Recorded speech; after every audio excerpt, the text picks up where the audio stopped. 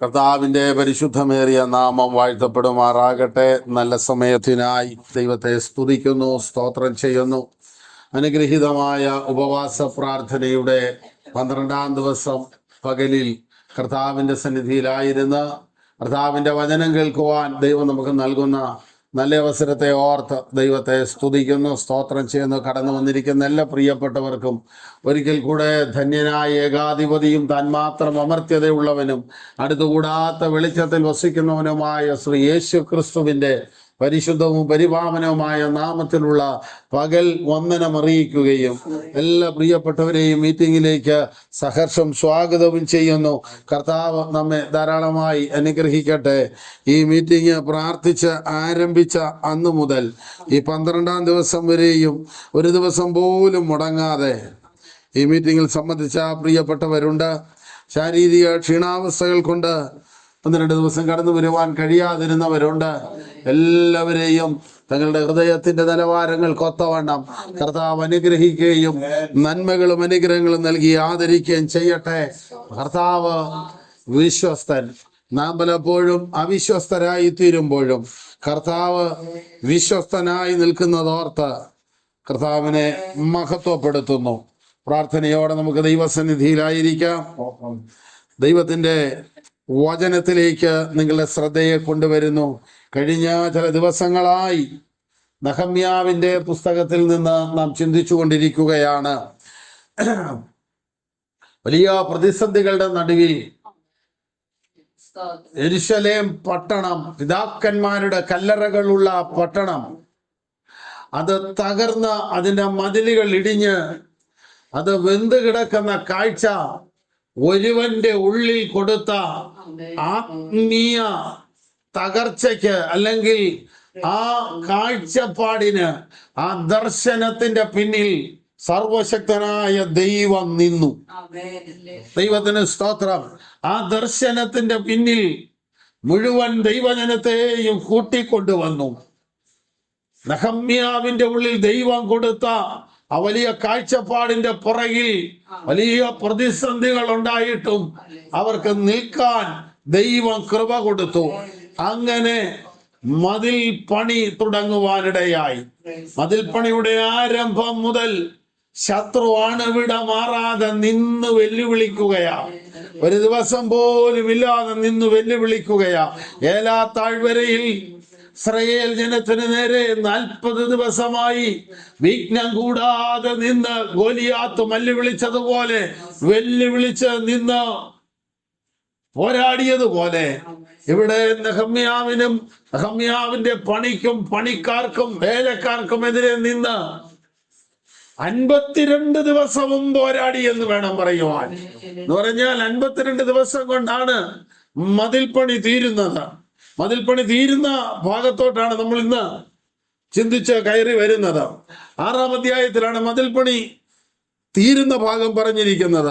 ആ 52 ദിവസവും, അഥവാ ഏപ്രിൽ മാസം രാജാവായ അർത്തഹ്ശഷ്ടാ രാജാവിന്റെ കാലത്ത് ദൈവത്തിന്റെ ദാസൻ ദൈവത്തിന്റെ സന്നിധിയിൽ ഉപവസിച്ച് പ്രാർത്ഥിച്ച് ആലോചന ചോദിച്ച് ഏപ്രിൽ മാസം യെരുശലേമിൽ വന്നു. അവിടെയുള്ള കാര്യങ്ങളെല്ലാം ചുറ്റി നടന്ന് കണ്ടു. അവരതിനു വേണ്ട ക്രമീകരണങ്ങളെല്ലാം ഒരുക്കി പണിയുവാൻ തുടങ്ങി. 52 ദിവസം കൊണ്ടാണ് പണി പൂർത്തീകരിച്ചതെങ്കിൽ പണി തീർന്നത് സെപ്റ്റംബർ മാസത്തിലാണ്. സെപ്റ്റംബർ മാസത്തിലാണെങ്കിൽ അവിടുന്ന് പുറകോട്ട് 52 ദിവസങ്ങൾ കൂടെ കൂട്ടിയാൽ മതി. ബാക്കി സമയങ്ങൾ ഒരുക്കങ്ങളായിരുന്നു. അതിനു വേണ്ട കാര്യങ്ങളും സാങ്കേതികമായ, അല്ലെങ്കിൽ അതിനു വേണ്ടതായ സംവിധാനങ്ങളെല്ലാം അടുപ്പിച്ചു കൊണ്ടുവരികയായിരുന്നു. എന്ന് പറഞ്ഞാൽ പണി തുടങ്ങിയാൽ പിന്നെ പണി മുടങ്ങരുത്. പണി തുടങ്ങിയാൽ പിന്നെ പണി മുടങ്ങാതിരിക്കേണ്ടതിന് പണിക്കാവശ്യമായ മുഴുവൻ സാധനങ്ങളും അടുപ്പിച്ചു കൊണ്ടുവന്നിട്ട് നെഹമ്യാവ് തന്റെ ജനവുമായി ഒരുമിച്ച് പണിയുവാൻ തുടങ്ങി. അങ്ങനെ പണി തുടങ്ങി. ശത്രു വെല്ലുവിളിക്കുന്നു. 1-ാം അധ്യായത്തിൽ നെഹമ്യാവിനൊരു നിയോഗമുണ്ടാകുന്നു.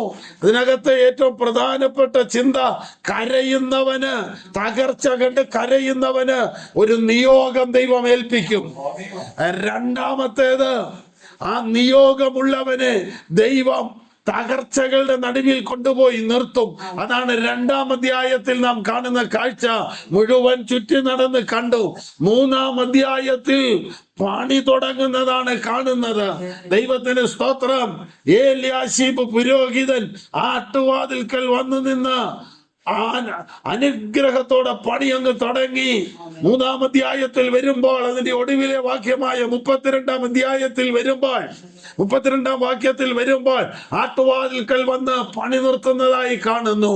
ഒരു ഭക്തന്റെ ജീവിതവും ആത്മീയ ഗ്രഹവും പ്രാർത്ഥനാ ജീവിതവും എല്ലാം പണിയുന്നത് ക്രിസ്തുവിൽ തുടങ്ങി ക്രിസ്തുവിൽ വരെയാണ്. അതായത് നമ്മൾ കർത്താവിനെ രക്ഷിതാവായി സ്വീകരിച്ചപ്പോഴാണ് നമ്മുടെ പണി തുടങ്ങുന്നത്. എന്ന് പറഞ്ഞാൽ യേശുവിനെ ഹൃദയത്തിൽ സ്വീകരിച്ചപ്പോൾ അടിസ്ഥാനക്കല്ലിട്ടു. പിന്നെ അവിടുന്ന് ദൈവവചനവും ദൈവകൃപയും ദൈവിക ചിന്തകളും ദൈവികാലോചനകളും ദൈവിക അരുളപ്പാടുകളും എല്ലാം പ്രാപിച്ച് അവനോട് ചേർത്ത് അപ്പസ്തോലന്മാരും പ്രവാചകന്മാരും ഒക്കെ ഉള്ള അടിസ്ഥാനത്തിന്റെ മേൽ നമ്മെയും ചേർത്ത് ഇങ്ങനെ പണിതു പോവുകയാണ്. അപ്പോൾ ഒരു ഭക്തൻ പ്രാർത്ഥിക്കാൻ തുടങ്ങുമ്പോൾ, പ്രാർത്ഥിച്ച് പിതാവേ എന്ന് വിളിച്ചു പ്രാർത്ഥിച്ചു തുടങ്ങി. ഏതിലേക്ക് കറങ്ങിയാലും എങ്ങനെയൊക്കെ കറങ്ങിയാലും പ്രാർത്ഥന എന്ന് അവസാനിക്കുന്നത് കർത്താവിന്റെ നാമത്തിലാണ്, യേശു ക്രിസ്തുവിന്റെ നാമത്തിലാണ്. അപ്പോൾ ഏലിയാശി പുരോഹിതൻ ആടുകളുടെ വാതിലായ കർത്താവിന്റെ അവിടുന്ന് പണി തുടങ്ങി ആട്ടുവാതിൽക്കൽ വന്ന് പണി നിൽക്കുന്നതായി കാണുന്നു. 4-ാം അധ്യായത്തിലാണ് പണി തുടങ്ങുമ്പോൾ നിന്ന തുടങ്ങുന്നു. 3-ാം അധ്യായത്തിൽ കണ്ടു, ശ്രേഷ്ഠന്മാർ പലരും ആ വേലയ്ക്ക് കൈത്താങ്ങൽ കൊടുത്തില്ല. 4-ാം അധ്യായത്തിൽ പണി തുടങ്ങി, വെല്ലുവിളി തുടങ്ങി. തുടങ്ങിയതിനെ മുടക്കുവാൻ ശത്രു എഴുന്നേറ്റു. നമ്മൾ കാണുന്നു സൻബല്ലത്ത്, തോബിയാവ്, പിന്നെ അമ്മോന്യര്, മോവാബ്യര്, മെയൂന്യര്, അസ്തോദ്യര്, ഇവരെല്ലാം ഇങ്ങനെ വന്നു. എന്ന് പറഞ്ഞാൽ ആദ്യം മുന്നേ നിൽക്കുന്നത് സൻബല്ലത്താണെങ്കിൽ അതിനോട് ചേർന്ന് അമ്മോന്യദാസൻ തോബിയാവ് നിൽക്കുന്നു. ഇവരെല്ലാം നിന്ന് പോരാടുക. ദൈവത്തിന് സ്തോത്രം. ഇവർക്ക് എങ്ങനെയാണ് ഈ യെരുശലേമിൽ ഈ മതിൽ പണിയുടെ അവിടെ ഇത്ര അധികാരം കിട്ടിയത്? ഇവരാരും ഇസ്രായേലിയരല്ലല്ലോ, ഇവരൊന്നും ദൈവജനമല്ലല്ലോ, അഥവാ ഇവരൊന്നും രക്ഷിക്കപ്പെട്ട് സ്നാനപ്പെട്ട് ദൈവസഭയ്ക്കകത്തുള്ളവരല്ലല്ലോ. പിന്നെ അവർക്ക് ഇവിടുത്തെ പണിക്കകത്ത് ഇത്ര അധികാരം വന്നതെങ്ങനാ? അത് നമ്മൾ അടുത്ത അധ്യായത്തിലോട്ട് വരുമ്പോൾ നമ്മളത് കാണും. കാരണം വഴിവിട്ട ചില ബന്ധങ്ങളാണ് ഇവർക്ക് ഇത്ര അധികാരം കിട്ടിയത്. 13-ാം അധ്യായത്തിൽ, അവിടെ വരെ നമ്മൾ എത്തുമെന്നറിയത്തില്ല, 13-ാം അധ്യായത്തിൽ നാം വായിക്കുന്നുണ്ട്, ഈ സൻബല്ലത്ത് തോബിയാവ് ഏല്യാശി പുരോഹിതന്റെ ബന്ധുവാണെന്ന്. അമ്മോന്യദാസൻ തോബിയാവ് ഏല്യാശി പുരോഹിതന്റെ ബന്ധുവായതിനാൽ ഒരു വലിയ അറ എവിടെ? അവിടെ ആലയത്തിൽ കയറി വന്ന വരവ് കണ്ടോ? അപ്പൊ വെളിയിൽ നിന്ന പുള്ളി അകത്തു വന്നു. നമ്മൾ സാധാരണ പറയുന്നത് ഇങ്ങനെയാണ്, കവുങ്ങിന് ചുറ്റുവിട്ട് കട്ടില് കൂട്ടി. അവസാനം കട്ടിലെടുക്കണമെങ്കിൽ ഒന്നെങ്കിൽ കവുങ്ങ് വെട്ടണം, ഇല്ലെങ്കിൽ കട്ടില് പൊളിക്കണം. ഇതിന്റെ നടുക്കൊണ്ടെന്നൊന്നും ഓർത്തില്ല. ആശാരി പണിതെല്ലാം കൂടെ വന്നു കഴിഞ്ഞപ്പം ഈ കവുങ്ങിന് ചുറ്റുമിട്ട് നടുക്കിട്ട് കട്ടില് കൂട്ടി കവുങ്ങ് നടുക്കായി പോയി. ഇതിങ്ങനെ പൊക്കി മേളിൽ കൊണ്ടുവച്ചെടുക്കാൻ പറ്റുമോ? ഒന്നെങ്കിൽ കവുങ്ങ് വെട്ടണം, അല്ലെങ്കിൽ കട്ടില് പൊളിക്കണം. ഈ പരുവത്തിൽ ആര് കേറാതിരിക്കാൻ വേണ്ടിയാണോ മതില് കെട്ടിയത്, അയാളെ അകത്ത് വെച്ച് കെട്ടി. അവിടെ വരുമ്പോ നമുക്ക് ഏലിയാശി പുരോഹിതൻ ദൈവ വഴി വിട്ട ഒരു ബന്ധം അവന്റെ തലമുറയോടുള്ള ബന്ധത്തിൽ ഉണ്ടാക്കിയപ്പോൾ ആലയത്തിനകത്താണ് പിശാച് കയറുവാനിടയായത്, തോബിയാവ് കയറുവാനിടയായത്.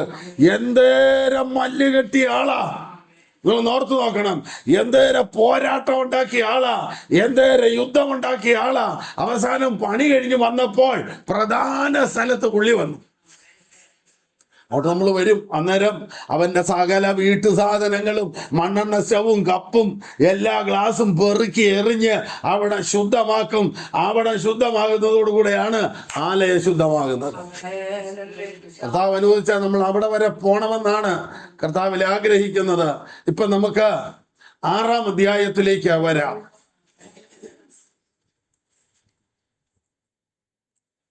6-ാം അധ്യായം അതിന്റെ 1 മുതൽ. എന്നാൽ ഞാൻ മതിൽ പണിതു, ശ്രദ്ധിക്കണം, ഞാൻ മതിൽ പണിതു, മതില് മുഴുവനും പണി തീർന്നെങ്കിലും പടിവാതിലുകൾക്ക് കതക് വെച്ചിട്ടുണ്ടെങ്കിലും കുറ്റിയും കൊളുത്തുമൊന്നുമില്ല. കണ്ടോ? ദൈവത്തിന് സ്തോത്രം. അവിടെ കതകുകൾ വെച്ചിരുന്നില്ലെങ്കിലും അറ്റകുറ്റം ഒന്നും ശേഷിച്ചില്ല. നിങ്ങൾ ഓർക്കണം, യെരൂശലേമിന്റെ 4-ാം വാക്യത്തിൽ അതിന്റെ ഇടിവുകൾ അടഞ്ഞു തുടങ്ങിയെന്നും അറ്റകുറ്റങ്ങൾ പരിഹരിക്കപ്പെട്ടു എന്നും കാണുമ്പോൾ ശത്രു വെല്ലുവിളിച്ചു വരികയാ. ആ കാലത്ത് മതില് മുഴുവൻ പണിതു, അറ്റകുറ്റം തീർന്നു, കതക് വെച്ചിട്ടില്ല. ദൈവത്തിന് സ്തോത്രം. 3-ാം അധ്യായത്തിൽ കതകുകളെ കുറിച്ച് നമ്മൾ കണ്ടു. കഥയില്ലാതെ കാര്യം നടക്കുകയല്ല. അപ്പൊ കതക് മുഴുവൻ പിടിപ്പിക്കണം. വായിച്ചു വരാം. അറ്റകുറ്റമൊന്നും ശേഷിച്ചില്ലെന്ന് സൻബല്ലത്തും തോബിയാവും അരാബ്യനായ ഗേശേമും ഞങ്ങളുടെ മറ്റു ശത്രുക്കളും കേട്ടപ്പോൾ സൻബല്ലത്തും ഗേശേമും എന്റെ അടുക്കൽ ആളയച്ചു. വരിക, യെരൂശലേമിന്റെ മതിലുകളുടെ പണികൾ പൂർത്തീകരിച്ചു വരുന്നു എന്ന് കണ്ട് അതിന്റെ അറ്റകുറ്റം, കതകുകൾ വെച്ചിരുന്നില്ലെങ്കിലും അതിന്റെ അറ്റകുറ്റം ഒന്നും ശേഷിക്കുന്നില്ലെന്ന് കണ്ടപ്പോൾ, നിങ്ങൾ ഓർത്ത് നോക്കിയേ, ഇതിന്റെ പണികൾ ഓരോന്നും നടക്കുന്നിടത്ത് പുള്ളി അവിടെ നിന്ന് ഇത് കണ്ടോണ്ടിരിക്കുക. കതക് പിടിപ്പിച്ചിട്ടില്ലെന്നും അറ്റകുറ്റം തീർന്നെന്നും ഇടിവുകൾ പണിതെന്നും ഇടിവുകൾ നികന്നെന്നും എല്ലാം ഇങ്ങനെ സൂക്ഷിച്ചു നോക്കുക. അപ്പോൾ അതിൽ നിന്ന് മനസ്സിലാക്കുന്ന ഒരു കാര്യം, നമ്മുടെ പണി സൂക്ഷിച്ചു നോക്കുന്ന നമ്മൾ കാണാത്ത ഒരു കണ്ണുണ്ട്. ദൈവത്തിന് സ്തോത്രം. ഒരു ഭക്തന്റെ ആത്മീയ ജീവിതത്തെ അവൻ കാണാതെ അവനെ കാണുന്നൊരു കണ്ണ്, അവൻ അറിയാത്ത 2 കണ്ണുകൾ അവനെ വീക്ഷിക്കുന്നുണ്ട്. നീ എവിടെയൊക്കെ നിന്റെ കുറവുകൾ പരിഹരിക്കപ്പെടുന്നുണ്ട്, എവിടെയൊക്കെ നിനക്ക് ഇടിവുകളുണ്ട്, എവിടെയൊക്കെ നിനക്ക് വാതിലുകളുണ്ട്, എവിടെയൊക്കെ വാതിലുകൾക്ക് തഴുതും താഴുമുണ്ട് എന്നൊക്കെ വ്യക്തമായി നോക്കുന്ന ഒരു ശത്രുവുണ്ട്. പിശാച് എപ്പോഴും പോരാടുന്നത് നമ്മുടെ ബലഹീന വശത്തൂടെയാ. അമാലേക്കിനെ കുറിച്ച് പറയുന്നത് ഇസ്രായേലിന്റെ 3 പ്രധാന ശത്രുക്കളിൽ ഒന്ന് മിസ്രൈമ്യരാണ്. അവര് ലോകമാണ്. മിസ്രയീം സ്നാനം എന്ന ചെങ്കടല് കടന്നതോടെ ലോകം തീർന്നു. പൗലോസിന്റെ ഭാഷയിൽ പറഞ്ഞാൽ ലോകം എനിക്കും ഞാൻ ലോകത്തിനും ക്രൂശിക്കപ്പെട്ടു. ഇനി ലോകമില്ല. കാരണം ഒരുവൻ മരുഭൂമിയിലേക്ക് കയറി ക്രിസ്തുവിലായാൽ പിന്നെ പുതിയ സൃഷ്ടി. ഇനി ഈ മരുഭൂമിയിൽ പോരാടുന്ന പോരാട്ടമാണ് അമാലേക്ക്. അമാലേക്കിന്റെ പ്രത്യേകത എന്ന് പറഞ്ഞാൽ അത് നേരെ വരികയില്ല. അമാലേക്കിന്റെ ഓർമ്മയെ അമാലേക്ക് നിങ്ങളോട് ചെയ്തത് ഞാൻ കുറിച്ചു വെച്ചിരിക്കുന്നു. എന്താ ചെയ്തത്? എന്റെ ജനമായ ഇസ്രായേൽ മരുഭൂമിയിലൂടെ വരുമ്പോൾ അപ്പവും വെള്ളവും കൊണ്ട് അവരെ എതിരേൽക്കേണ്ടതിന് പകരം ആയുധമെടുത്ത് അവരുടെ നേരെ ചെന്ന് പിന്നിലൂടെ വന്ന് നടന്നും ക്ഷീണിച്ചുമിരിക്കുന്ന സാധുക്കളെ വെട്ടിയ വെട്ടാണ് അമാലേക്ക്. അമാലേക്ക് ജഡത്തിന് നിഴലാണ്. ദൈവത്തിന് സ്തോത്രം. ദൈവത്തിന്റെ ദാസനായ 1ാമത്തെ രാജാവായ ശൗലിന്റെ കൃപ പോയത് അമാലേക്കിനോട് ബന്ധപ്പെട്ടാണ്. എന്ത് ചെയ്തു? നിസാരമായതിനെ എല്ലാം വെട്ടി കൊന്നുകളഞ്ഞിട്ട് നല്ലതും തടിച്ചതുമെല്ലാം ശേഷിപ്പിച്ചു. കണ്ടാക്കൊള്ളാവുന്നതും ശ്രേഷ്ഠമായതുമെല്ലാം പേരാർക്ക ദൈവത്തിന് യാഗം കഴിക്കാൻ കൊണ്ടുവന്നതാണെന്ന്. ആ ഒറ്റ കാര്യം കൊണ്ട് അമാലേക്കിനോടുള്ള ബന്ധത്തിൽ ശൗലിന്റെ കൃപ നഷ്ടപ്പെട്ടു. ഒടുവിൽ ഗിൽബോവ പർവ്വതത്തിന്റെ മുകളിൽ സ്വന്തം വാളെ ചാരി നിൽക്കുന്ന ഈ ദൈവത്തിന്റെ ഭൃത്യനായ ശൗൽ രാജാവിനെ കഴുത്തു വെട്ടിക്കളഞ്ഞത് ഒരു അമാലേക്കനാ. അമാലേക്ക് കളയും കേട്ടോ. അമാലേക്ക് ജഡമാണ്. ജഡത്തിന്റെ ചിന്ത മരണമാണ്. ജഡത്തിന്റെ ചിന്തയെ കുറിച്ച് ആത്മാവിന്റെ ഫലത്തിന് തൊട്ടു മുമ്പ് നമ്മൾ കണ്ടല്ലോ. ദൈവത്തിന് സ്തോത്രം. ഈ വകയുള്ളതിനെ മരിപ്പിക്കണം. അതിനടുത്തത് മൂന്നാമത്തെ പോര് മരുഭൂമിയിലെ പോരല്ല. മൂന്നാമത്തെ പോര് കനാൻ നാട്ടിൽ ചെന്നിട്ടുള്ള പോരാണ്. അത് ഫെലിസ്ത്യനാണ്. ഫെലിസ്ത്യരോടുള്ള പോരാട്ടം എന്ന് പറയുന്നത് നിരന്തരമുണ്ടെന്നാണ് പൗലോസിന്റെ അപ്പസ്തോലനായ പൗലോസ് എഴുതുന്ന നമുക്ക് പോരാട്ടമുള്ളത് ജഡരക്തങ്ങളോടല്ല. ഇപ്പൊ ജഡത്തിന്റേതും രക്തത്തിന്റേതും എല്ലാം കഴിഞ്ഞല്ലോ. ഇപ്പൊ പിന്നെ ഏതിനോടാ? വാഴ്ചകളോടും അധികാരങ്ങളോടും ഈ ലോകത്തിന്റെ അധിപതിയോടും സ്വർലോകത്തിലെ ദുഷ്ടാത്മസേനയോടും എന്ന് പറഞ്ഞാൽ ഫെലിസ്ത്യൻ പിശാചിന് നിഴലായി നിൽക്കുകയാണ്. എനിക്ക് ഫെലിസ്ത്യരോട് നിരന്തര യുദ്ധമുണ്ടെന്നാണ് തിരുവചനത്തിൽ നാം വായിക്കുന്നത്. അങ്ങനെയാണെങ്കിൽ ലോകത്തെ വെറുത്ത് ജഡത്തെ വെറുത്ത് ആത്മീയ കനാനിലെത്തി നിൽക്കുന്ന ദൈവജനത്തിന് ഇപ്പോൾ നിരന്തരം പോരാടാനുള്ളത് ഫെലിസ്ത്യരോടാണ്. നിങ്ങൾ നോക്കൂ, ശമൂവേലിന്റെ പുസ്തകത്തിലൊക്കെ എപ്പോഴും കാണുന്നത് ഫെലിസ്ത്യരോടുള്ള യുദ്ധമാണ്. എപ്പോഴും യുദ്ധമാണ്. എപ്പോഴും ദൈവത്തിന്റെ പെട്ടകം കൊണ്ട് അവര് പോയി. പെട്ടകം തിരിച്ചു കൊണ്ടുവന്നു. പിന്നെ യുദ്ധം നടന്നു. പിന്നെ യുദ്ധം നടന്നു. എപ്പോഴും അവരോട് യുദ്ധമാണ്. ദൈവത്തിന് സ്തോത്രം. ദൈവത്തിന്റെ ദാസനായ ദാവീദ് ഏറ്റവും കൂടുതൽ യുദ്ധം ചെയ്ത ഫെലിസ്ത്യരോടാണ്. ദൈവമക്കൾക്ക് ഏറ്റവും കൂടുതൽ യുദ്ധമുള്ളത് പിശാചിനോടാണ്. പക്ഷെ നമ്മൾ പലപ്പോഴും നമ്മുടെ മാംസരക്തങ്ങൾക്ക് നേരെയാണ് തിരിയുന്നതെന്നുള്ളതേ ഉള്ളൂ. അപ്പോൾ ഞാൻ പറഞ്ഞു വന്നത് ഇതാണ്. മരുഭൂമിയിലൂടെ പോകുമ്പോഴും ദൈവം നടത്തുമ്പോഴും ദൈവം നടത്തിപ്പ് അനുഭവിക്കുമ്പോഴും മേഘത്തിൻ കീഴിലായിരിക്കുമ്പോഴും ദൈവ പരിപാലനം അനുഭവിച്ചു പോകുമ്പോഴും യുദ്ധമില്ലെന്ന് വിചാരിക്കരുത്. ദൈവത്തിന് സ്തോത്ര. യുദ്ധമുണ്ട്. പ്രാർത്ഥിക്കുമ്പോ പ്രശ്നമില്ലാന്ന് കരുതരുത്. പ്രാർത്ഥിക്കുമ്പോഴും ആരാധിക്കുമ്പോഴും ദൈവ സാന്നിധ്യം അനുഭവിക്കുമ്പോഴും ദൈവ വഴികളിലൂടെ യാത്ര ചെയ്യുമ്പോഴുമാണ് നിന്നെ ഇതുവരെ കാണാത്തൊരു കണ്ണ് വീക്ഷിച്ച് നിന്നെ പറിച്ചു കളയുവാൻ നോക്കുന്നത്. സൻബല്ലത്തും തോബിയാവുമെല്ലാം യെരൂശലേമിന്റെ പണികൾ, യെരൂശലേം പട്ടണത്തിന്റെ മതിലിന്റെ പണികൾ വിജയകരമായി നടക്കുന്നെന്നറിഞ്ഞപ്പോൾ അടുത്ത തന്ത്രവുമായി വരികയാണ്. ദൈവത്തിന് സ്തോത്രം. അതിന്റെ 2-ാം വാക്യത്തിൽ നാം കാണുന്നു, നാം ഒനോ സമഭൂമിയിൽ ഒരു ഗ്രാമത്തിൽ യോഗം കൂടുക, സന്ധി സംഭാഷണത്തിന് വിളിക്കുകയാണ്. ദൈവത്തിന് സ്തോത്രം. അത് എന്തിനാണ്? അവന്റെ അടുക്കലേക്ക് വരാൻ പറഞ്ഞ്, അഥവാ ഈ സൻബല്ലത്തിന്റെ തോബിയാവിന്റെ അടുക്കലേക്ക് നെഹമ്യാവ് ചെല്ലണം. ചെന്ന് കാര്യങ്ങൾ സംസാരിക്കാൻ വേണ്ടി അങ്ങോട്ട് ചെല്ലാൻ അവരൊരു കൂട്ടം കൂടുന്നിടത്തേക്ക് കൂടിയാലോചനയ്ക്കായി ഒരു ധാരണ വരുത്താൻ. പിശാച് ദൈവമക്കളെ തകർക്കുന്നത് ഏതൊക്കെ രീതിയിലാ? പരിഹസിച്ചു നോക്കും, നിന്ദിച്ചു നോക്കും, അപമാനിച്ചു നോക്കും, ഭീഷണിപ്പെടുത്തി നോക്കും, ഭയപ്പെടുത്തി നോക്കും. ഇങ്ങനെ നോക്കാതെ വരുമ്പോ ഒരു ധാരണ പോകാൻ നോക്കും. ഇന്ന് പലരും പിശാചുമായിട്ടൊരു ധാരണയിലാണ് ആത്മീയ കോളത്തിൽ നിൽക്കുന്നത്. അങ്ങോട്ട് ദോഷത്തിനുമില്ല, ഇങ്ങോട്ട് അതുകൊണ്ട് ദോഷത്തിന് വരരുത്.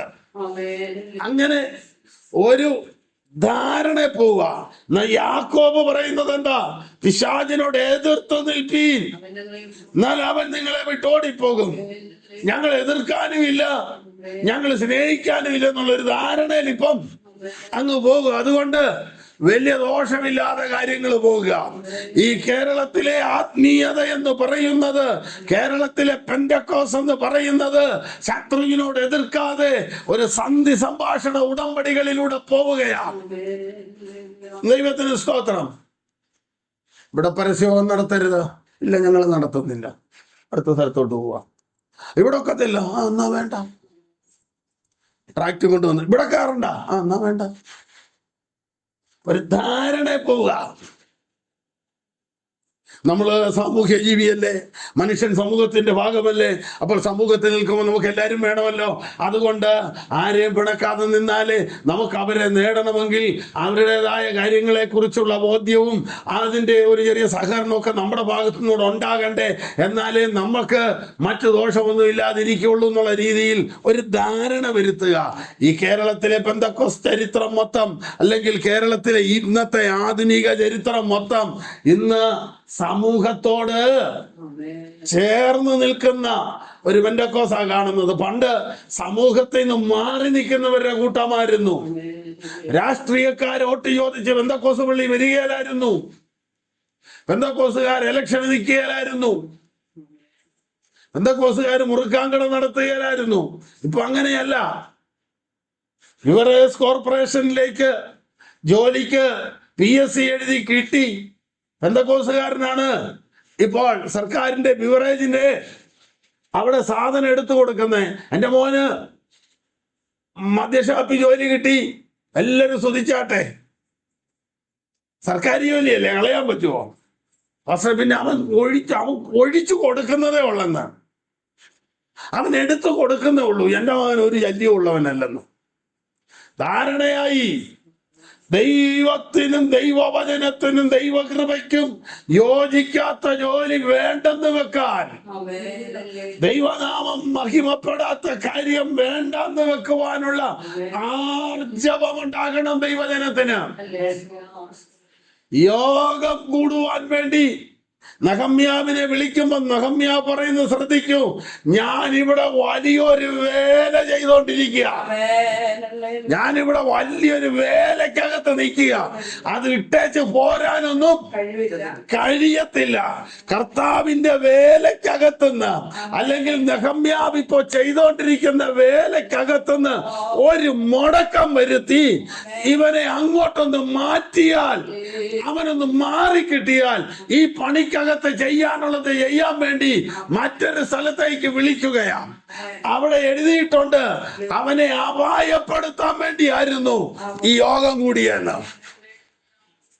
അതിന് നെഹമ്യാവ് പറഞ്ഞു, ഞാനൊരു വലിയ വേല ചെയ്തോണ്ടിരിക്കുന്നു, അങ്ങോട്ട് വരാൻ കഴിവില്ല. ഞാൻ വേല വിട്ട് നിങ്ങളുടെ അടുക്കൽ വരുന്നതിനായി, ഞാൻ വേല വിട്ട് നിങ്ങളുടെ അടുക്കലോട്ട് വരുന്നതിനാൽ അതിന് മെനക്കേട് വരുന്നത് ദൈവവേല മെനക്കെടുത്തരുതെന്ന്. നമ്മളൊരു കാര്യം അറിയണം, ഒരു കാലത്തും മെനക്കെട്ട് നിന്നോരെയാണ് മുന്തിരിത്തോട്ടത്തിനകത്ത് വിളിച്ചു നിർത്തിയത്. തെരുവിലും വഴിത്തലക്കലും കോണുകളിലും മെനക്കെട്ട് നിന്നവരോട് പറഞ്ഞു, നിങ്ങൾ വയലയ്ക്ക് പോകാഞ്ഞതെന്താ? ഞങ്ങളെ ആരും വിളിച്ചില്ല, നിങ്ങളും എന്റെ മുന്തിരിത്തോട്ടത്തിലേക്ക് പോകുവീൻ, ന്യായമായത് തരാം. അങ്ങനെ മെനക്കെട്ട് നിന്ന് നമ്മെ വിളിച്ച് മുന്തിരിത്തോട്ടത്തിലാക്കിയെങ്കിൽ അവിടെ നിന്ന് മെനക്കെടരുത്. വേലക്കകത്താക്കിയെങ്കിൽ വേലക്കകത്ത് നിന്ന് മെനക്കെടരുത്.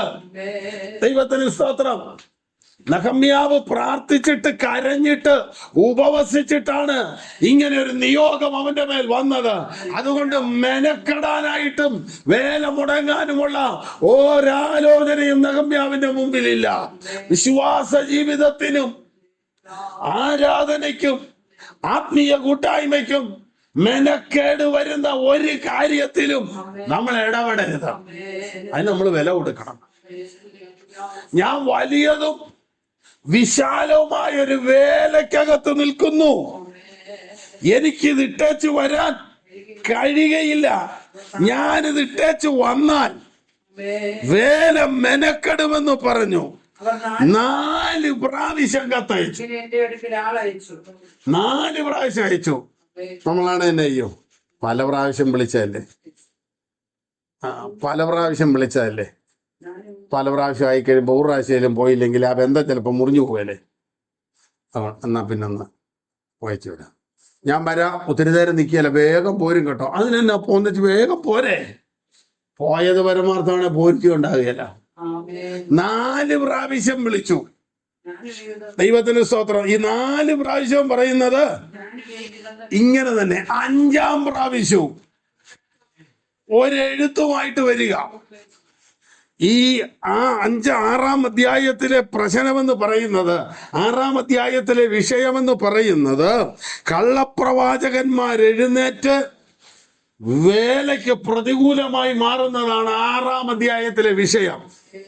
എന്ന് പറഞ്ഞാൽ നെഹമ്യാവിന്റെ പണി ദൈവഹിത പ്രകാരമല്ല എന്ന് വരുത്തേണ്ടതിന് നെഹമ്യാവ് ആലോചനയും അരുളപ്പാടും വിശ്വസിക്കുന്നവനായതുകൊണ്ട് തോബിയാവും സൻബല്ലത്തും കാശ് കൊടുത്ത് ആലോചന പറയിച്ചെന്ന്.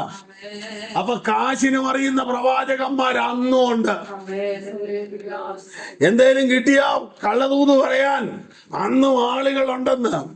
നെഹമ്യാവിനോട് 5-ാമത് ഒരു കത്തുമായിട്ട് അവന്റെ അടുക്കലേക്ക് വരിക. അവൻ അന്നേരം അതിൽ എഴുതിയിരിക്കുന്നത് ഇങ്ങനെയാണ്: നീ ഇവിടെ ഒരു രാജ്യമുണ്ടാക്കി, ഇവിടെ മതിൽ പിടിപ്പിച്ച് നീ ഇവർക്ക് നേതാവായി ഇവിടെ ഇങ്ങനെ വാഴാനും രാജാവിനോട് എതിർക്കാനുമുള്ള പദ്ധതിയാണെന്ന് പറഞ്ഞു. അതുകൊണ്ട് ഇങ്ങനെ വരാതിരിക്കേണ്ടതിന് ഇപ്പോൾ ഈ കേൾവി രാജാവിന്റെ അടുക്കൽ എത്തുമ്പോൾ നീ പറയുന്ന പോലെ ഒന്നും കാര്യം നടക്കുകയില്ല. ഇങ്ങനെ പല കാര്യങ്ങൾ പറയുമ്പോൾ ഇതിന്റെ എല്ലാം പിന്നിലെ ഉദ്ദേശമെന്ന് പറയുന്നത് 9-ാം വാക്യം നിങ്ങൾ നോക്കൂ. വേല നടക്കാതെ വണ്ണം അവരുടെ ധൈര്യം ക്ഷയിച്ചു പോകണമെന്ന് അവർ ഇതൊക്കെയും ചെയ്തത്. അപ്പോൾ വേല നടക്കരുത്. അതിനാണ് ഈ 5 പ്രാവശ്യവും കത്തയച്ചത്. എന്നാൽ ഞങ്ങളെ അവര് ഭയപ്പെടുത്താൻ നോക്കി. വേല നടക്കാതെ വണ്ണം രാജാവ് പറഞ്ഞാൽ നിന്റെ പണിയും പോകും, മതിലും പോകും, എല്ലാം ഇടിക്കും. അതുകൊണ്ട് ഞങ്ങൾ അറിയിക്കേണ്ടിടത്ത് അറിയിക്കും. ഭീഷണിയാ. 6-ാം അധ്യായത്തിൽ എന്തൊക്കെയാണെന്ന് നിങ്ങൾ നോക്കണം. 1 വിരോധമായി കൂട്ടം കൂടി, 2 കത്തെഴുതി, 3 ഭീഷണിപ്പെടുത്തി, 4 കൂട്ടം കൂടിയിട്ടും കത്തെഴുതിയിട്ടും ഭീഷണിപ്പെടുത്തിയിട്ടും ഒക്കാത്തത് ആലോചന പറഞ്ഞ് ഒപ്പിക്കാൻ നോക്കുക. ദൈവത്തിന് സ്തോത്രം. ദൈവം നിന്നെ അയച്ച പണിക്ക് ഇനി മറ്റൊരാൾ എഴുന്നേറ്റ് ദൈവം നിന്നെ അയച്ചില്ലെന്ന് ആലോചന പറഞ്ഞാലും അകത്തൊരു ദൈവിക കാഴ്ചപ്പാടുണ്ടെങ്കിൽ നീ തകരില്ല. ദൈവം നിന്നെ കൊണ്ട് ജയിക്കേണ്ടത് ജയിക്കും. Praise the Lord. ഇത് വെല്ലുവിളിയുണ്ട്. 1-ാമത് വിരോധമായി യോഗം കൂടി, 2-ാമത് കത്തെഴുതി, 5 കത്ത് വരെ വന്നെന്ന. ഇന്നായിരുന്നു പറഞ്ഞേനെ മൊബൈല് വന്നേനെ, മൊബൈലിൽ കൂടെ വിളിച്ചു പറഞ്ഞേനെ. ഈ കള്ളപ്രവചനത്തിന് പകരം ഫേസ്ബുക്കിൽ ഇട്ട് നാറ്റിക്കൂ എന്നൊക്കെ വേണേ പറഞ്ഞേനെ. ഇന്നത്തെ ഒരു ആധുനിക സംവിധാനം അതാണല്ലോ. എന്നതേലും ഉണ്ടെങ്കിൽ നേരെ എടുത്ത് സോഷ്യൽ മീഡിയക്കകത്തോട്ട് ഇടുക. എന്നാൽ ഇടുന്നവനും കൂടെ ഓർക്കണം, കാണുന്നത് ബന്ധിക്കൂസുകാരൻ മാത്രമല്ല, ലോകം മുഴുവൻ കണ്ടിട്ട് നീ ചെയ്യുന്ന വലിയ കാര്യം കർത്താവിന്റെ വേലയ്ക്ക് വലിയ വെല്ലുവിളിയായി മാറുന്നുണ്ടെങ്കിൽ നീ കർത്താവിന്റെ വേലയ്ക്ക് ഒരു തടസ്സമാണെന്നുള്ള കാര്യം ഓർക്കണം. നമ്മൾ മറ്റൊരുത്തന്റെ പാപം പൊക്കി പിടിച്ചോണ്ട് പോകുമ്പോൾ നമ്മൾ അറിയേണ്ട ഒരു വലിയ കാര്യം ഇതാണ്: ഒരുപക്ഷെ അവൻ ദൈവത്തോട് നിരപ്പ് പ്രാപിച്ചിട്ടുണ്ടായിരിക്കും, നമുക്കറിയത്തില്ല. ഒരു മനുഷ്യൻ 1000 പ്രാവശ്യം തെറ്റിയാൽ 1000 പ്രാവശ്യം നിരന്നാൽ അവനോട് ക്ഷമിക്കാൻ ദൈവം മനസ്സുള്ളവനാ. പക്ഷെ മനുഷ്യൻ സമ്മതിക്കില്ല. അതുകൊണ്ട് അവന്റെ പാപവും വിലകീരുന്നതും കുറവും പൊക്കി നമ്മൾ കൊണ്ടു നടക്കുമ്പോൾ ഓർത്തോണം, നമ്മളാണ് തെറ്റാൻ പോകുന്നത്. അതിന്റെ തെളിവ് യോഹന്നാന്റെ സുവിശേഷത്തിൽ ഒരു സ്ത്രീയെ വ്യഭിചാര കർമ്മത്തിൽ പിടിച്ചു. ചെയ്തത് പാപമാണ്. ആ പാപം കൊണ്ടുവരുന്നത് ആരാ? അവിടുത്തെ വലിയ പുള്ളികളെല്ലാം കൂടെ കൊണ്ടുവന്നു. സാക്ഷിയുണ്ട്, എല്ലാം ഉണ്ട്. പക്ഷെ ഒറ്റക്കൊരാളെ കൊണ്ട് വ്യഭിചാരം ചെയ്യാൻ പറ്റുമെന്ന് എനിക്കറിയത്തില്ല.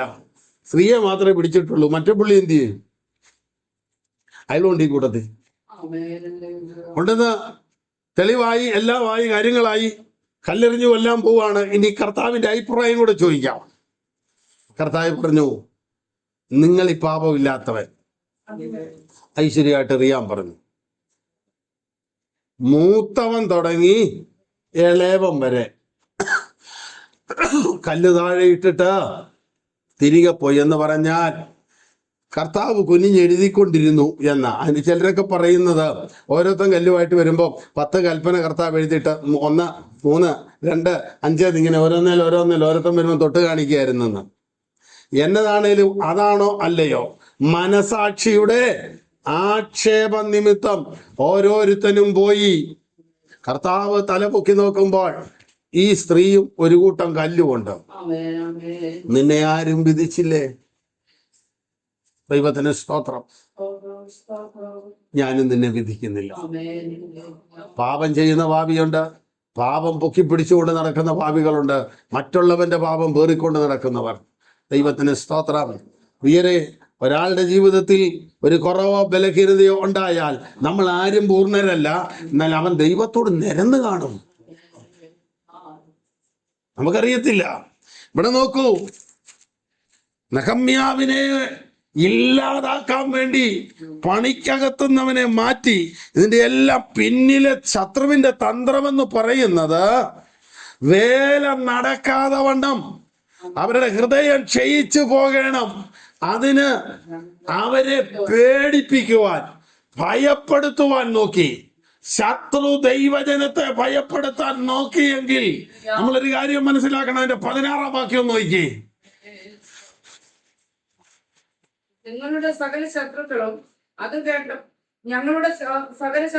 കേട്ടപ്പോൾ ഞങ്ങളുടെ ചുറ്റുമുള്ള ജാതികൾ ആകെ ഭയപ്പെട്ടു. ഉണ്ടോ? ദൈവജനത്തെ ഭയപ്പെടുത്തുവാൻ നോക്കിയവർക്ക് ഇപ്പോൾ ഭയം വന്നിരിക്കുകയാ. ദൈവത്തിന് സ്തോത്രം. അവരെ ആര് ഭയപ്പെടുത്താൻ നോക്കിയോ ആ ഭയപ്പെടുവാനായിട്ട് കടന്നു വന്നവരെ ഇപ്പോൾ ദൈവജനത്തിന്റെ മുമ്പിൽ അവർ ഭയപ്പെടുകയാ.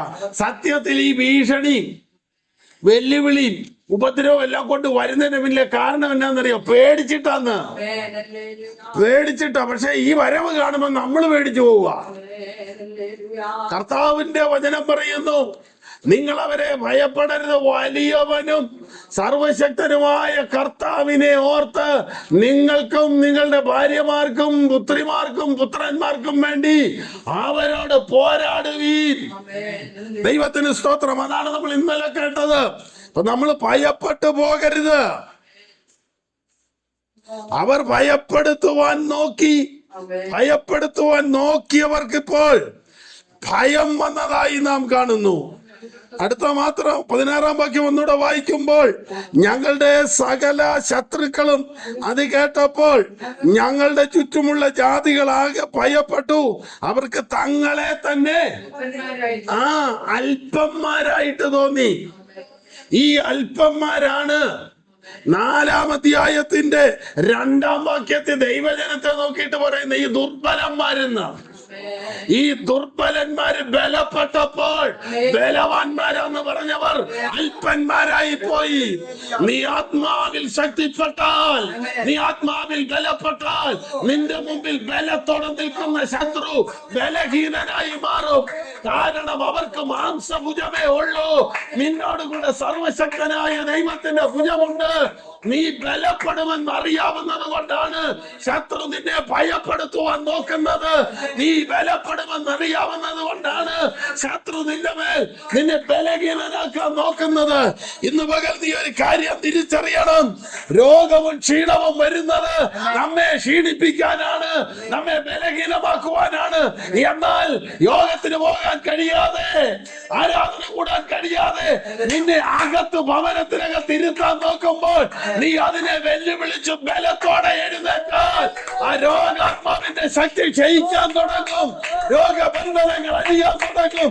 യേശു ക്രിസ്തുവിന്റെ അധികാരമുള്ള നാമത്തിൽ ഈ കുടുംബത്തോട്, ജീവിതങ്ങളോട്, പ്രിയമുള്ളവരോട്, കടന്നു വന്ന ദൈവജനത്തോട്, ദൈവസഭയോട് രോഗവും ക്ഷീണവും വിട്ട് ആരാധനയിലും കൂട്ടായ്മയിലും കടന്നു വരുവാൻ കഴിയാതെ ആമേൻ ശുശ്രൂഷിക്കുന്ന ദൈവദാസന്മാർക്ക്, വചനമേന്തുന്നവർക്ക് രോഗാത്മാവിനെ കടത്തി വിട്ടുകൊണ്ട് ശുശ്രൂഷയിൽ നിന്ന് വലിച്ചു കളയുവാൻ, ആത്മീയ ആരാധനയുടെ നടുവിൽ നിന്ന് വലിച്ചു കളയുവാൻ പോരാടുന്ന എല്ലാ പോരികളെയും, എല്ലാ രോഗക്കെട്ടുകളെയും, എല്ലാ രോഗാത്മശക്തികളെയും, എല്ലാ ബന്ധനങ്ങളെയും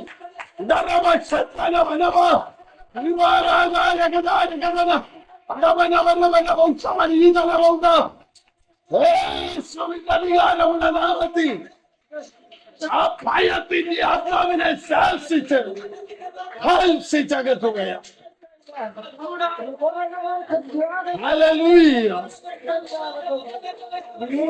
യേശുവിന്റെ രക്താംശയം ഒരു കാലത്ത് ശക്തിയോടെ ആരാധിച്ച, ശക്തിയോടെ ദൈവവചനത്തിന് വേണ്ടി ഓടിയ, ദൈവവേലയ്ക്ക് വേണ്ടി ഓടിയ, ദൈവനാമ മഹത്വത്തിന് വേണ്ടി ദൈവവചനം കൈകാര്യം ചെയ്ത പല അഭിഷിക്തന്മാരെ രോഗിയാക്കി, ഭയപ്പെടുത്തി, അവരുടെ ശുശ്രൂഷയ്ക്ക് പരിധി വെച്ച്, അതിരി വെച്ച്, അതിർത്തി വെച്ച് വടം വരെ പോയാ മതി എന്ന നിലയിൽ അദൃശ്യമായ കുറ്റിയിൽ പിടിച്ചു കെട്ടുക എന്ന തമ്പുരാൻ ഇന്ന് പകൽ അഴിച്ചുവിടുവാൻ ഇടയാകട്ടെ. തമ്പുരാൻ ഇന്ന് പകൽ സ്വതന്ത്രമാക്കുവാൻ ഇടയാകട്ടെ. ബലഹീനതകളുടെ മേൽ ദൈവത്തിന്റെ ബലം പകരട്ടെ. കുടുംബത്തിന്റെ മേൽ ദൈവ സാന്നിധ്യം വ്യാപരിക്കട്ടെ. ദൈവശക്തിയുടെ വ്യാപാരത്താൽ ജീവിതങ്ങൾ എഴുന്നേൽക്കട്ടെ. രോഗക്കെട്ടുകൾ, രോഗബന്ധനങ്ങൾ, രോഗശക്തികൾ വിട്ടുമാറട്ടെ. യേശുവിൻ നാമത്തിൽ കഴിയും.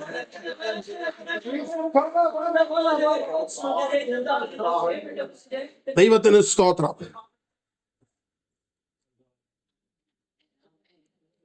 അടുത്ത ഭാഗം നിങ്ങൾ നോക്കൂ. ഇങ്ങനെ ധൈര്യം ജയിപ്പിക്കാൻ നോക്കിയിട്ട് നടന്നില്ല. അപ്പോൾ അടുത്ത തന്ത്രത്തിലേക്ക് വരികയാണ്. 10-ാം വാക്യം മുതൽ. മെഹതേബേലിന്റെ മകനായ ദലയാവിന്റെ മകൻ ശെമയ്യാവിന്റെ വീട്ടിൽ ചെന്നു.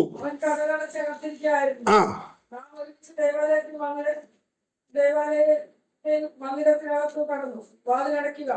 പിന്നെ നിന്നെ കൊല്ലുവാൻ വരുന്നുണ്ട്. നിന്നെ കൊല്ലുവാൻ അവൻ രാത്രിയിൽ വരും എന്ന് പറഞ്ഞു. ആലോചനയാ. ഒന്ന്, കഥകടച്ച് അകത്തിരിക്കാം. ഹോവയുടെ മന്ദിരത്തിനകത്ത് കയറി, ഹോവയുടെ ആലയത്തിനകത്ത് കയറി വാതിലടയ്ക്ക. നിന്നെ കൊല്ലാൻ വരുന്നുണ്ട്. അവരെപ്പോ വരും? രാത്രിയിൽ വരും. നെഹമ്യാവ് പറയുന്നു, എന്നെ പോലെ ഒരാൾ ഓടിപ്പോകുമോ? എന്നെ പോലെ ഒരുത്തൻ ജീവരക്ഷയ്ക്കായി മന്ദിരത്തിലേക്ക് പോകുമോ? ഞാൻ പോകയില്ല എന്ന് പറഞ്ഞു. അവസാന പ്രാണന് ഭീഷണി ഉയർത്തുക ശത്രു. അതിന് പറയുന്നു, എന്നെ പോലെയുള്ള ഒരുത്തൻ പോകുമോ? കഴിഞ്ഞ നാളുകളിൽ ദൈവ കരം വെളിപ്പെട്ട് കണ്ട എന്നെ പോലെ ഒരുത്തൻ പോകുമോ? കഴിഞ്ഞ നാളുകളിൽ ശക്തമായി ആരാധനയിൽ ആത്മീയ വിടുതൽ അനുഭവിച്ച എന്നെ പോലെ ഒരുത്തൻ പോകുമോ?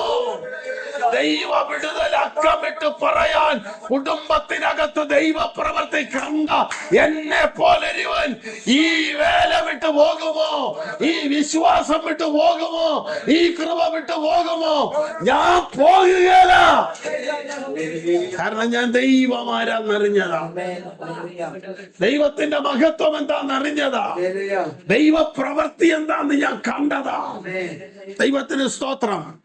എന്നെ പോലൊരുത്തൻ പോകുമോ എന്ന് പറഞ്ഞാൽ, ഞാൻ വന്നത് കർത്താവിനെ കൊണ്ട് ചിലത് ചെയ്യിക്കാനാണെങ്കിൽ ദൈവം അത് ചെയ്യിച്ചിട്ടേ ഞാൻ പോകും. കാരണം ഭീഷണിയുണ്ട്,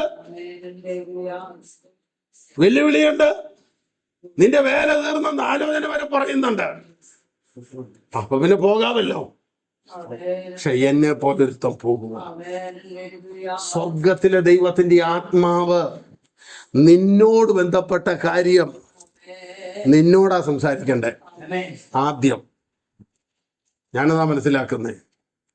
എൻ്റെ ശുശ്രൂഷയെക്കുറിച്ച്, എൻ്റെ വിശ്വാസ ജീവിതത്തെക്കുറിച്ച്, എന്നെ ഉപയോഗിക്കാൻ പോകുന്നതിനെ കുറിച്ച് എൻ്റെ ദൈവം ആദ്യം എന്നോട് പറയണം. കാരണം ചെയ്തു കൂട്ടണ്ട ഞാനാ.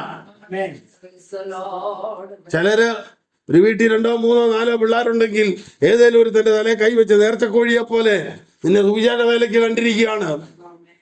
സുവിശേഷ വേല ചെയ്യേണ്ടത് ഞാനാണെങ്കിൽ, എന്നോടുള്ള കർത്താവിന്റെ സ്നേഹം കൊണ്ടാണെങ്കിൽ അത് എന്നോട് പറയണം. ഇല്ലെങ്കിൽ എൻ്റെ അനുഭവത്തിൽ എനിക്കത് മനസ്സിലാകണം, എന്നെ കൊണ്ട് ഇതാ കർത്താവ് പറഞ്ഞിരിക്കുന്നെന്ന്. ആലോചന പറയുന്നത് തെറ്റാന്നല്ല, ആ ആലോചന നമ്മുടെ ജീവിതത്തിൽ നടക്കണം. ഒരാലോചന നമ്മോട് പറയുമ്പോൾ, എനിക്കറിയാം നിങ്ങളുടെ കാര്യം എങ്ങനെയാണെന്ന് എനിക്കറിയത്തില്ല, ഒരാലോചന ദൈവത്തിന്റെ ആത്മാവാണെന്നുള്ള നിലയിൽ എന്നോട് പറഞ്ഞാൽ ഇതെന്റെ ജീവിതത്തിന്റെ മേൽ നടക്കേണ്ടതാണോ എന്ന് എന്നെ കൊണ്ട് ഊഹിക്കാൻ പറ്റും. കാരണം സാധ്യതയുണ്ടെങ്കിൽ, ഇനി സാധ്യത ഇല്ലെങ്കിലും ദൈവാത്മാവിന് ചെയ്യാൻ കഴിയും. എന്നാൽ നമ്മൾ കർത്താവിന്റെ വേലയിൽ നിൽക്കുന്ന നമ്മോട് ദൈവത്തിന്റെ വേലയുടെ അടുത്ത സ്റ്റെപ്പിലേക്ക് നീ കയറും എന്ന് ആലോചന പറഞ്ഞാൽ നമുക്കറിയാം. കാരണം നമ്മൾ ഓൾറെഡി ഒരു സ്റ്റെപ്പിൽ നിൽക്കുക, അടുത്ത സ്റ്റെപ്പിലേക്ക് കയറാൻ നമ്മൾ ആഗ്രഹിച്ച് നിൽക്കുക. എന്നാൽ ഇത് നിർത്തിയാക്കാന്ന് ഒരാൾ പറഞ്ഞാലോ അത് ആലോചനയല്ലെന്നുള്ളത് നമുക്ക് മനസ്സിലാകും. ഒരു സാധ്യതകളും ഇല്ലാത്തടത്തും ദൈവത്തിന് ആലോചന പറയുവാൻ കഴിയും. ഇവിടെ കാണുന്നു, ഭീഷണിപ്പെടുത്തിയിട്ടൊക്കാത്തത് ആലോചന പറഞ്ഞു നോക്കുകയാ എന്ന് പറഞ്ഞാൽ ഉപദേശം പോലെ പറഞ്ഞു കൊടുക്കുകയാ. അവര് രാത്രി വരും, ഓടിക്കോ, ദൈവത്തിന്റെ ആലയത്തിൽ ആശ്രയം വെച്ചോ, മതിൽ പണി വിട്ടേരെ എന്ന് പറയുമ്പോൾ നെഹമ്യാവ് പറയുന്നു, എന്നെ പോലെ ഒരുത്തൻ ഓടുമോ? അതിന് ദൈവത്തിന്റെ പദ്ധതി നിങ്ങൾ ഓർക്ക്. ഞാൻ പോകയില്ല എന്ന് പറഞ്ഞു ദൈവം അവനെ അയച്ചിട്ടില്ല. 12-ാം വാക്യം, തോബിയാവും സൻബല്ലത്തും അവന് കൂലി കൊടുത്തിരുന്നത് കൊണ്ട് അവൻ എനിക്ക് വിരോധമായി ആ പ്രവചനം പറഞ്ഞതേ ഉള്ളെന്ന് എനിക്ക് മനസ്സിലായി. അപ്പൊ ചില ദൂത് കേട്ടാൽ അത് എവിടുന്നാന്ന് മനസ്സിലാക്കാനുള്ള ഒരു ആത്മാവിടെ നമുക്ക് വേണം. ദൈവത്തിന് സ്തോത്രം. പണിയിൽ നിന്ന് പുറകോട്ട് കൊണ്ടുപോകുന്ന ഒരാത്മാവ്, വിശ്വാസ ജീവിതത്തിൽ നിന്ന് പുറകോട്ട് വലിക്കുന്ന ആത്മാവ് ദൈവത്തിൽ നിന്നല്ലല്ലോ. ദൈവത്തിന് സ്തോത്രം. നോക്കൂ, അടുത്ത ഭാഗത്തേക്ക് വരുമ്പോൾ, ഞാൻ ഭയപ്പെട്ട് അങ്ങനെ പ്രവർത്തിച്ച് പാപം ചെയ്യേണ്ടതിനും എന്നെ ദുഷിക്കത്തക്കവണ്ണം അപവാദത്തിന് കാരണം കിട്ടേണ്ടതിനും അവരവന് കൂലി കൊടുത്തു. അപ്പോൾ ദോഷം വരാൻ, ദുഷിക്കാൻ, അപമാനിക്കാൻ, ഇതിനെല്ലാമുള്ള ആലോചനയും യോഗവും കൂട്ടുകെട്ടുമൊക്കെയാണ് ഈ നടന്നുകൊണ്ടിരിക്കുന്നത്. ഇങ്ങനെയാണെങ്കിൽ നെഹമ്യാവിന്റെ നേരെ അപവാദത്തിന്റെ തല ഉയർത്തിക്കൊണ്ട്, ആരോപണങ്ങളുടെ തല ഉയർത്തിക്കൊണ്ട് വരുന്ന സകല മുളകളെയും ദൈവത്തിന്റെ വചനമെന്ന ഇരുവായ്ത്തലയുള്ള വാളുകൊണ്ട് വെട്ടിക്കളയുകയാണ്. ആമേൻ. മുളയെ ഒടിച്ചു കളയുകയാണ്. അപവാദങ്ങളുടെ, ആരോപണങ്ങളുടെ വെല്ലുവിളികൾ ഉയർത്തുന്ന പിശാചിന്റെ തന്ത്രങ്ങളെ ദൈവവചനമെന്ന വാളുകൊണ്ട് വെട്ടി മാറ്റുകയാണ്. യേശുവിന്റെ രക്തത്താൽ ജയം.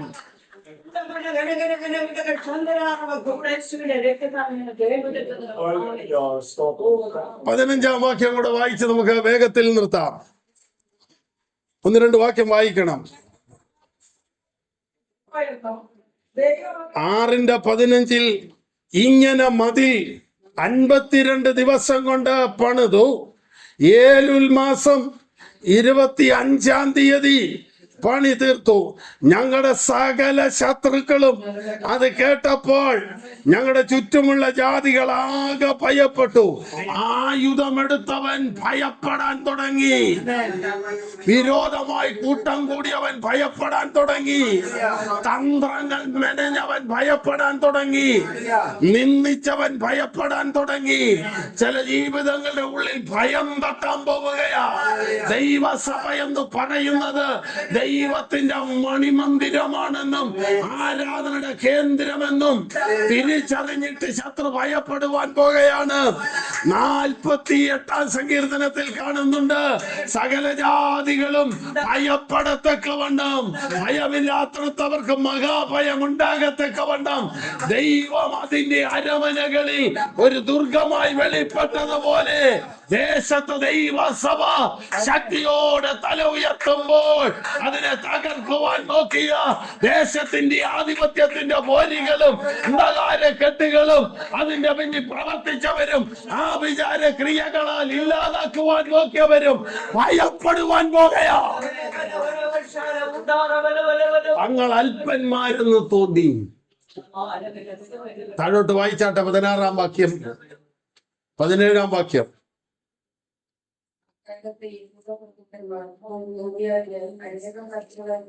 കണ്ടോ? ഈ കത്തെല്ലാം വന്നതിന്റെ പുറകിലെ കാരണമാണ് ഇവിടെ പരിശുദ്ധാത്മാ വെളിപ്പെടുത്തുന്നത്. ആ കാലത്ത് യഹൂദ പ്രഭുക്കന്മാർ തോബിയാവിന് അനേക കത്ത് അങ്ങോട്ടേക്കും തോബിയാവിന്റെ കത്ത് ഇവർക്കും വരുന്നുണ്ട്. ഇതുകൊണ്ടാണ് ഇസ്രായേലിലെ പ്രഭുക്കന്മാരും ശ്രേഷ്ഠന്മാരും അന്ന് വേലയ്ക്ക് കൈത്താങ്ങൽ കൊടുക്കാഞ്ഞത്. അന്ന് ഇത് വേഗം നിന്നോളും, ഇവരും പറഞ്ഞിരിക്കുന്ന ഇതാണ്, ഒരു കുറുക്കൻ കയറിയാൽ ഇത് വീഴുമെന്ന് പറഞ്ഞു. അങ്ങനെ നടക്കാതെ വന്നപ്പോൾ ദാനങ്ങളൊക്കെ കൊടുത്താലും പഴയ എഴുത്തയക്ക് നിർത്തിയിട്ടില്ല ഇതുവരെ. ദൈവത്തിന് സ്തോത്രം. തോബിയാവിന്റെ കത്ത് ഇങ്ങോട്ടും വരുന്നുണ്ട്, ഇവിടുന്ന് തോബിയാവിനും കത്ത് പോകുന്നുണ്ട്. ഇങ്ങനെ ഒരു നല്ല ബന്ധം വരുന്നതിന്റെ പിന്നിലെ കാരണം എന്തെന്ന് ദൈവാത്മാവ് അടുത്ത വാക്യത്തിൽ വ്യക്തമാക്കുന്നുണ്ട്. അവൻ ആരകിന്റെ മകനായ സെഖന്യാവിന്റെ മരുമകനായിരുന്നത് കൊണ്ടും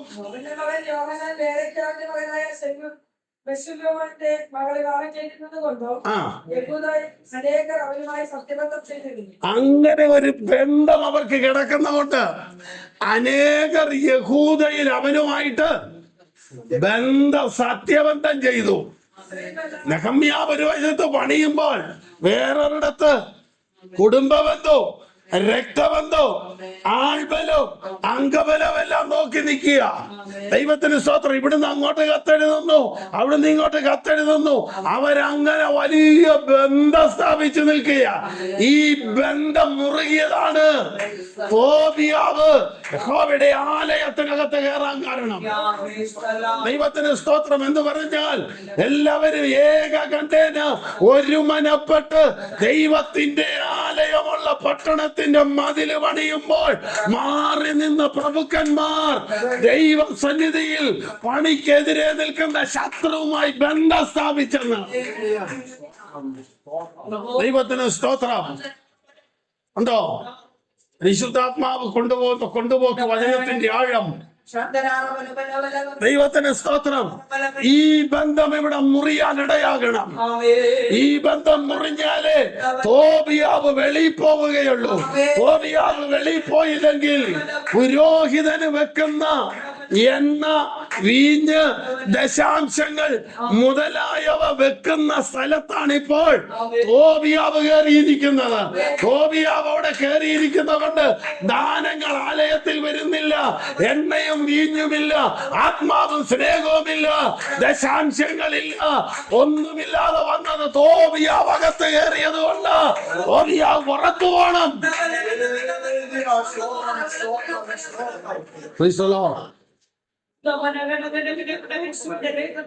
പലരും ഇവരുമായിട്ട് അന്യോന്യം ബന്ധമുണ്ട്.